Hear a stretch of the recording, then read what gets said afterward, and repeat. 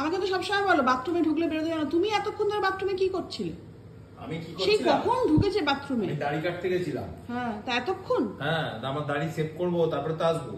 আর তারপরে আর একটা কি কাজ করছিলাম বলতো? এই যে এটা ধুচ্ছিলাম।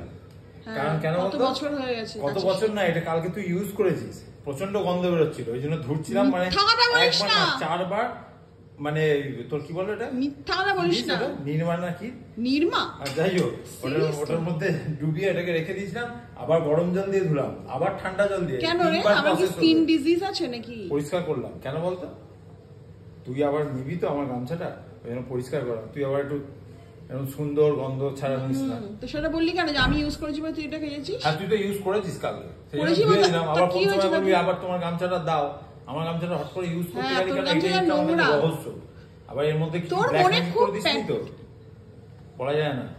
যদি ব্ল্যাক ম্যাজিক করতে হয় তোকে কেন করবো? তাহলে শাহরুখ খানকে করবো। এখন দেখ গন্ধ, আর এতদিন খুব একটা সুন্দর গন্ধ বেরোচ্ছে। হবে তো 50 বছর অন্তর অন্তর তুই জামা কাপড় কাচিস, নোংরা কোথাকারে।